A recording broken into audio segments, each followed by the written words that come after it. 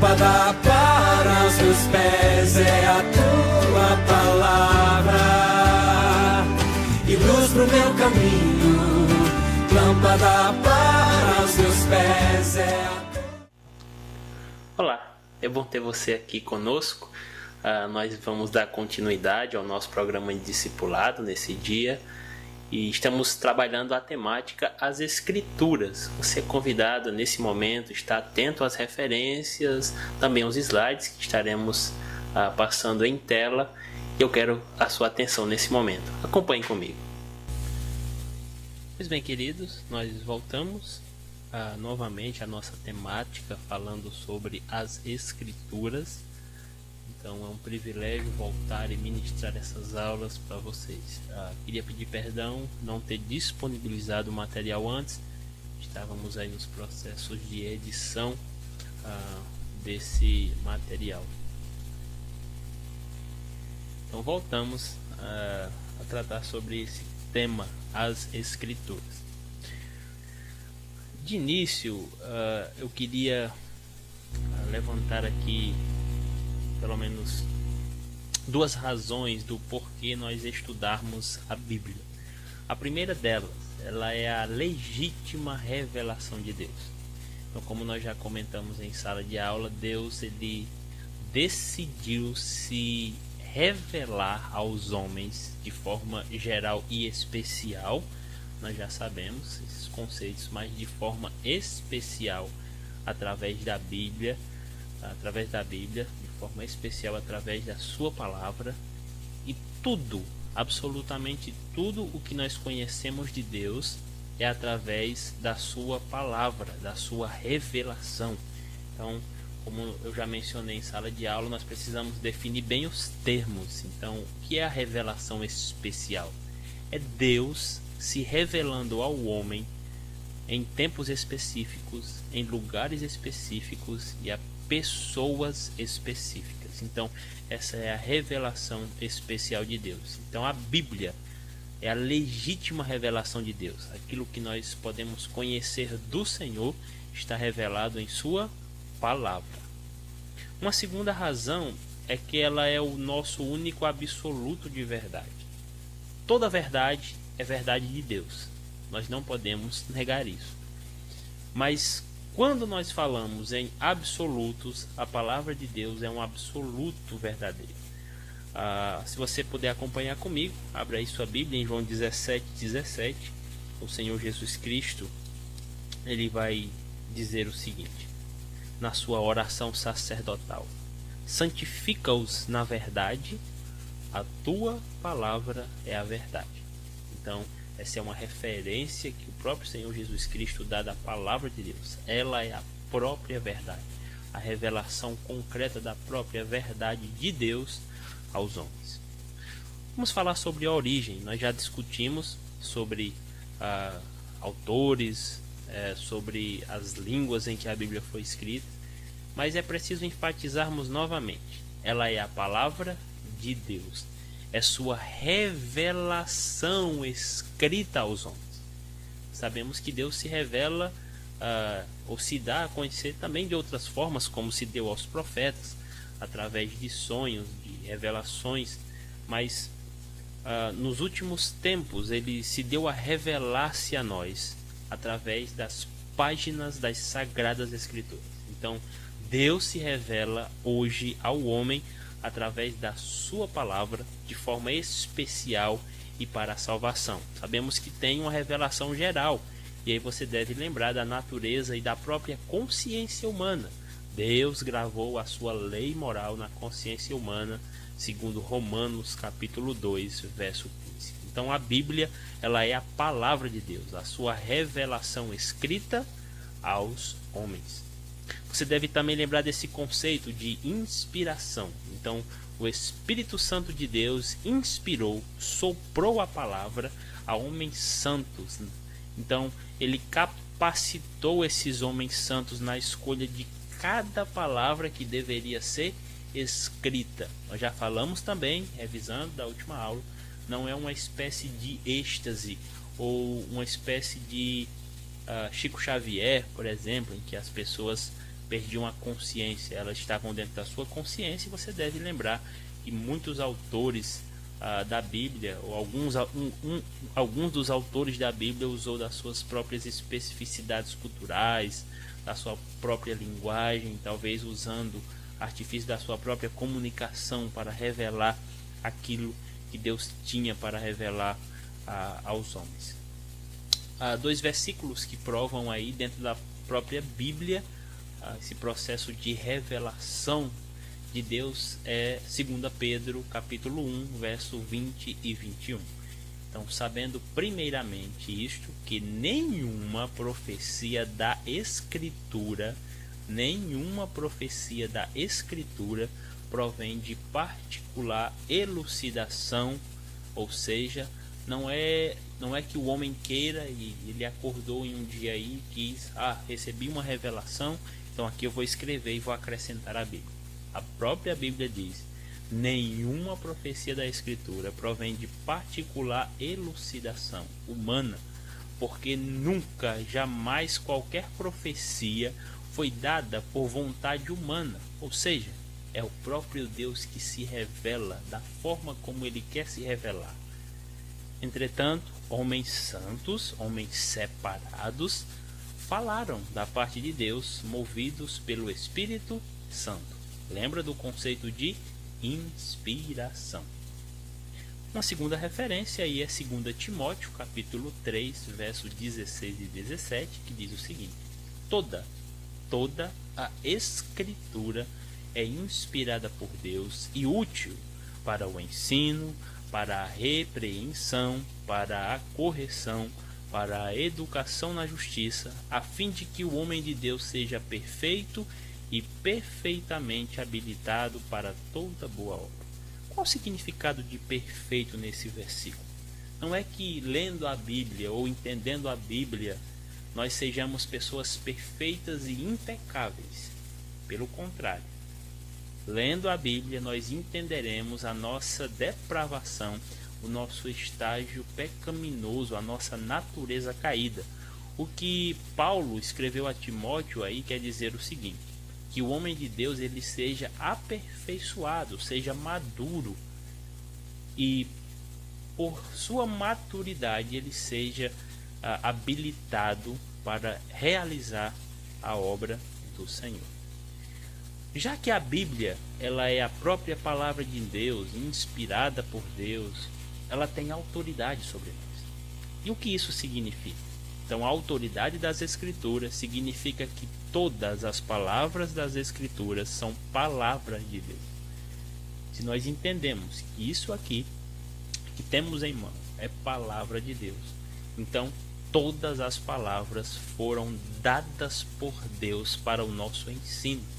Então as Escrituras são palavras de Deus, de modo que não crer em alguma palavra da Bíblia ou desobedecer a ela é não crer em Deus ou desobedecer a sua autoridade.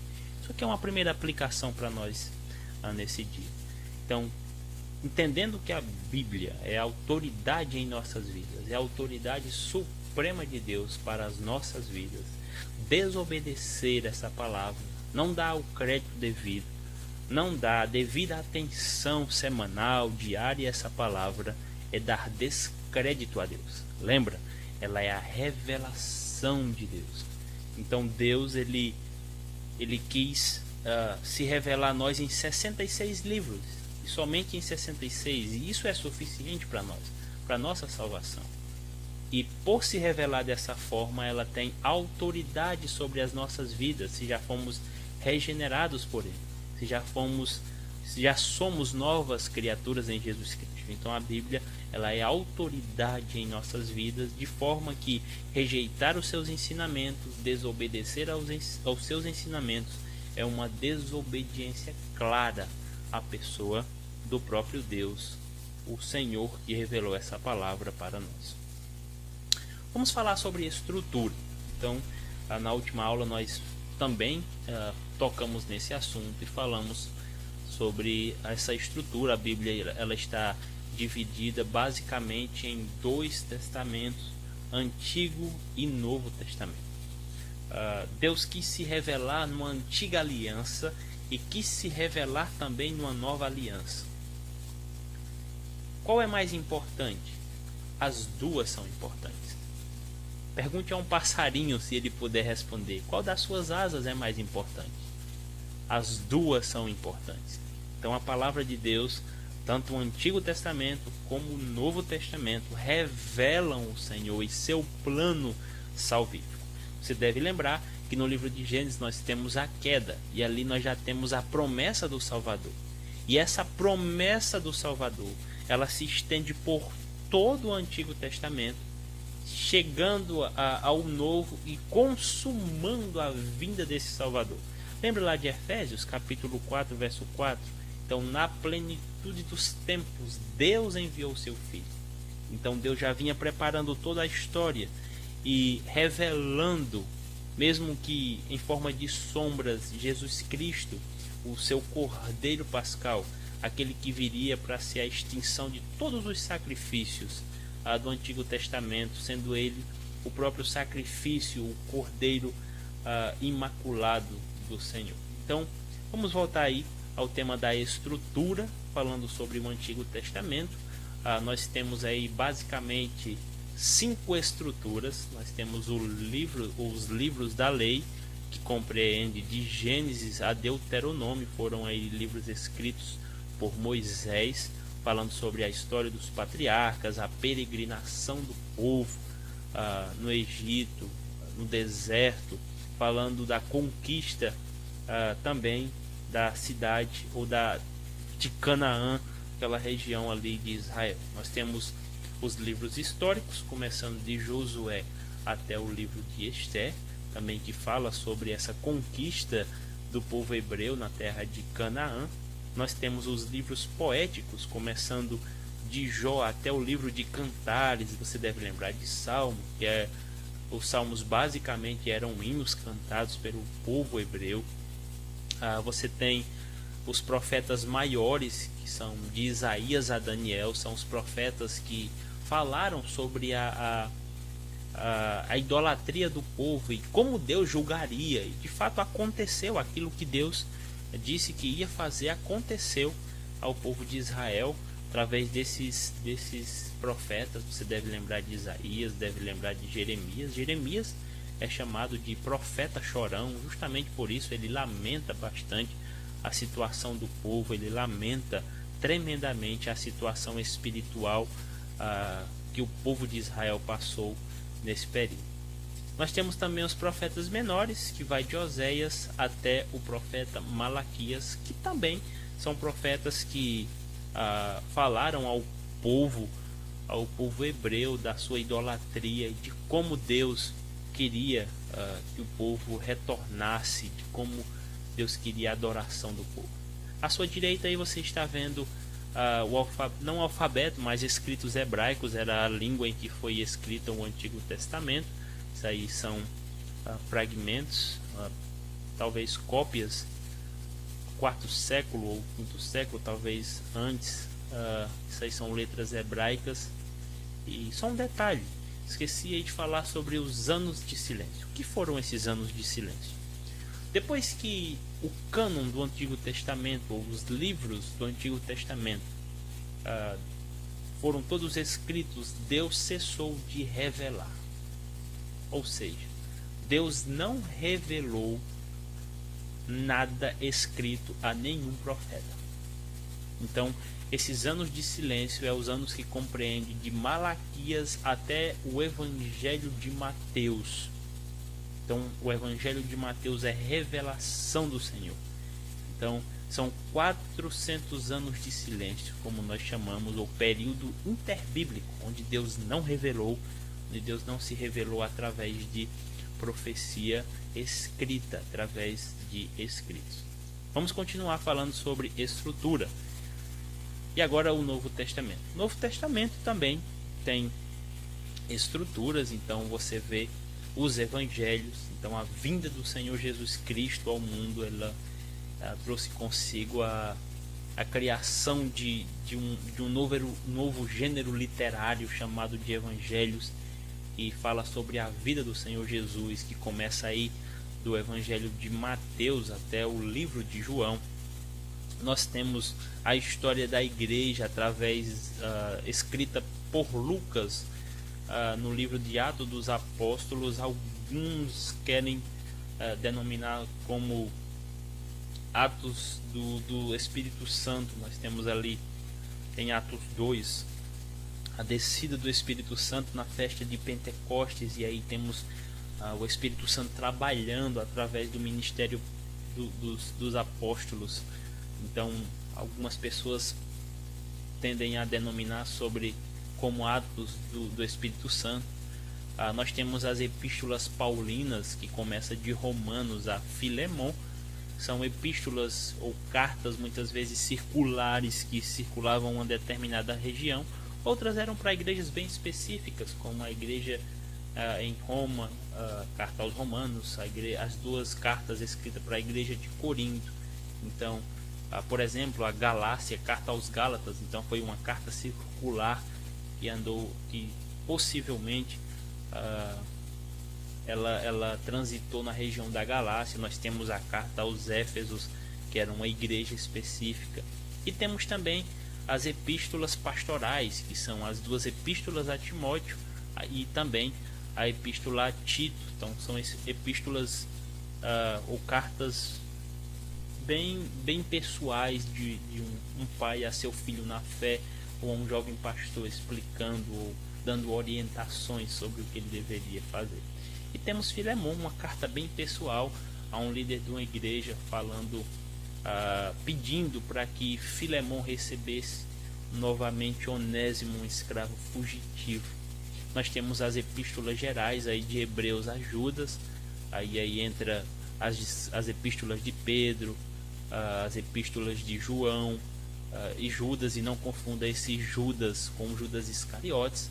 Esse Judas aí é provavelmente um meio-irmão de Jesus, juntamente com Tiago, que era também um meio-irmão de Jesus, que também escreveu uma epístola para a igreja em Jerusalém. E temos, por fim, um livro profético, que é o livro de Apocalipse, falando sobre a revelação dos últimos dias.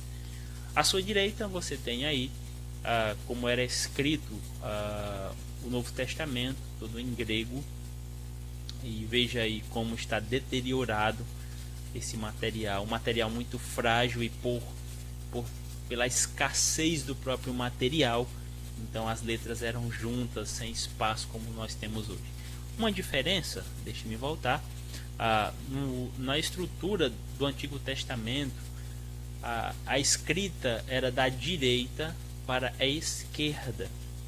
Quando nós chegamos na estrutura grega, segue-se a nossa estrutura normal, como nós escrevemos, da esquerda para a direita. Então essa é a estrutura do Novo Testamento, Antigo e Novo Testamento, e da própria Bíblia.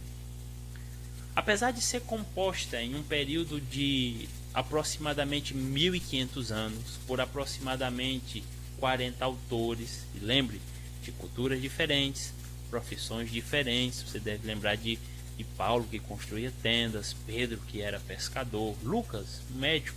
Então, pessoas com profissões diferentes, com escolaridades diferentes. A Bíblia não é um conjunto de livros desconexos. A Bíblia não é um conjunto de livros sem sentidos ou que estão apenas jogados. Existe um fio que liga de Gênesis a Apocalipse. É o que nós chamamos na teologia de metanarrativa. Há um fio ligando toda a Bíblia. Você deve saber que fio é esse. É o tema central da Bíblia, que é a história da salvação.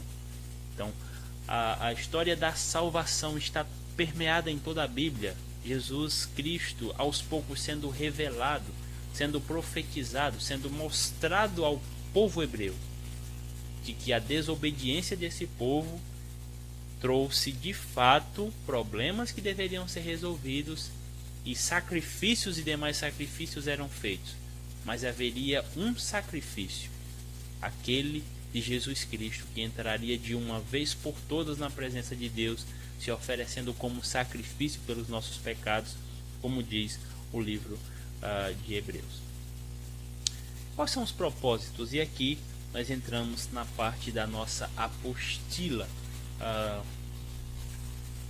Você não tem esse material ainda, estamos providenciando, mas quais são os propósitos da palavra de Deus? Em João, nós temos no capítulo 20, verso de 30 a 31, e esse também é um propósito do livro de João, do Evangelho de João, fazer com que as pessoas creiam. Então João escreve o seu evangelho com esse propósito de mostrar Jesus como o Filho de Deus, o Deus homem, o Logos, aquele que viria a ser o representante de Deus, na verdade o próprio Deus que salvaria os homens dos seus pecados. Então João capítulo 20, verso de 30 a 31 diz o seguinte: na verdade, fez Jesus diante dos discípulos muitos outros sinais que não estão escritos nesse livro.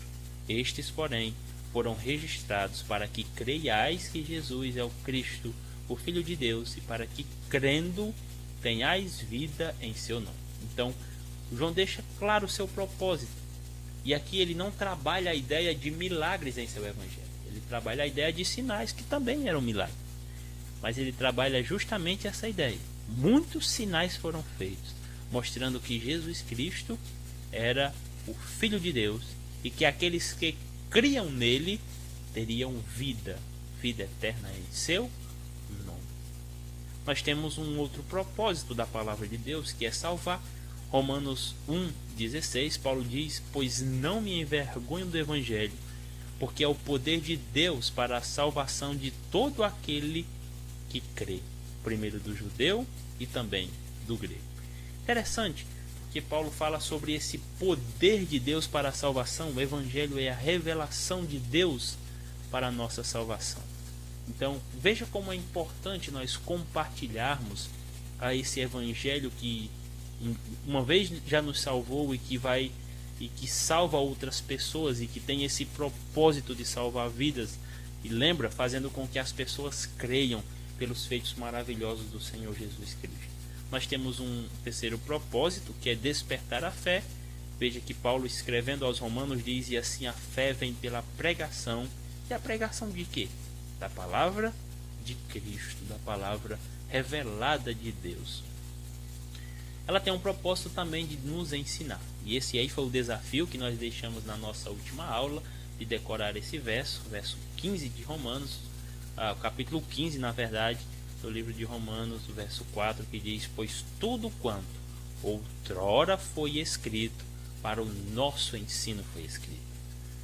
Então Deus se revela e revela o seu propósito para nós, revela o propósito das Sagradas Escrituras para a nossa vida, que é nos ensinar, a fim de que pela paciência e pela consolação das Escrituras tenhamos esperança. Então são esses os propósitos da palavra de Deus. Muitos outros poderiam ser mencionados, mas aí nós separamos esses 4 propósitos da palavra do Senhor. E seus efeitos na nossa vida? Então ela nos ilumina.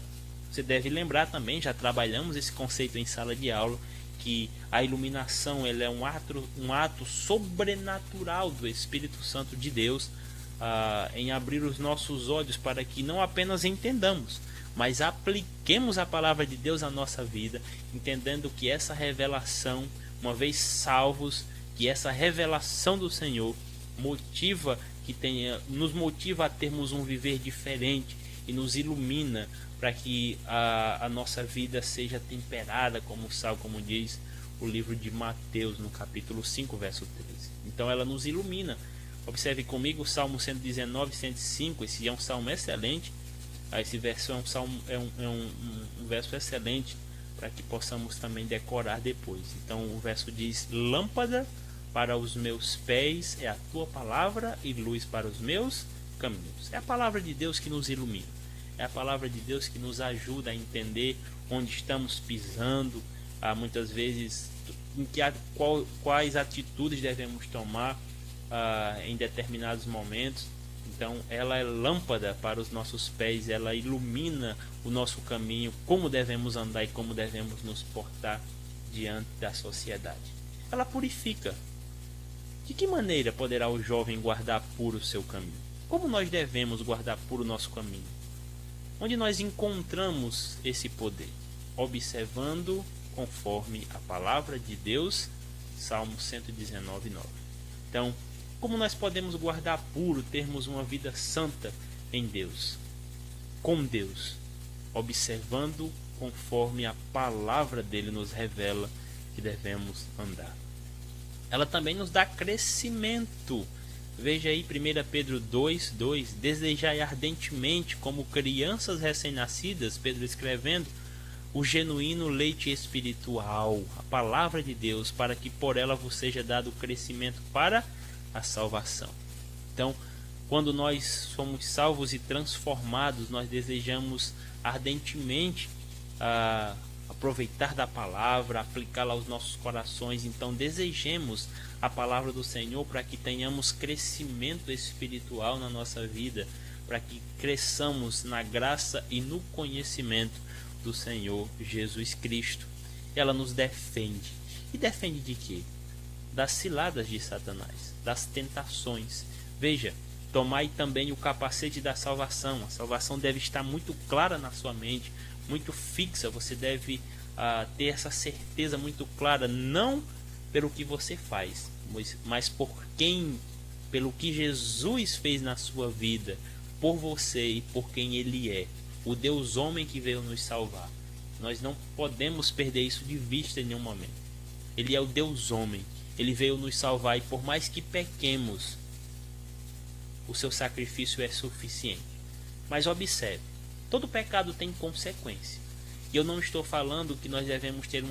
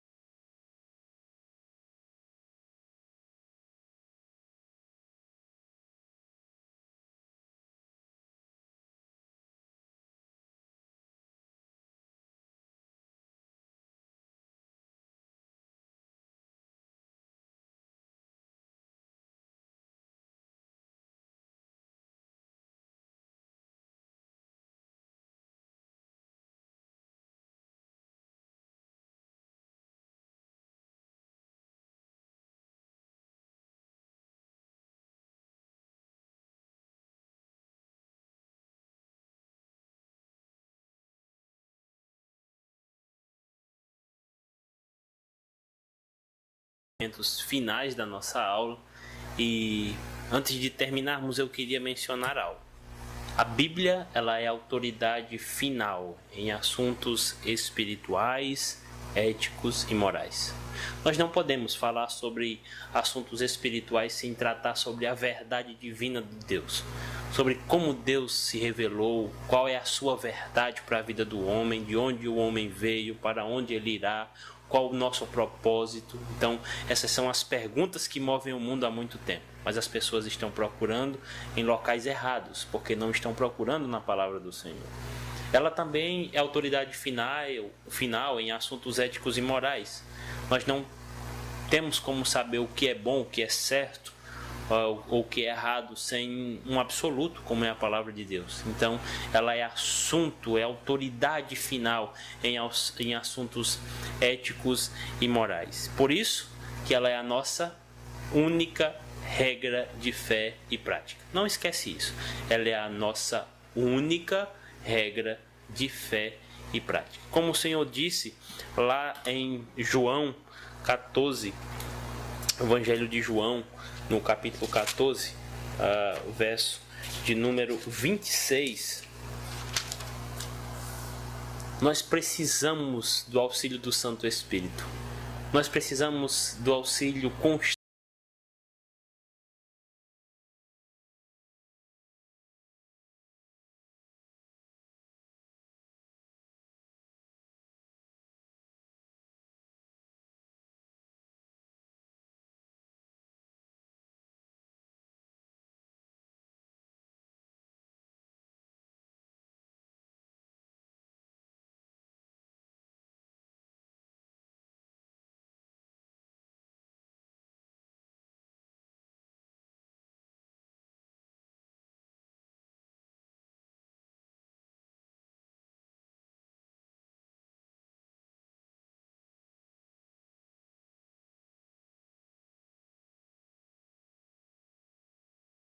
Obrigado e até a próxima aula.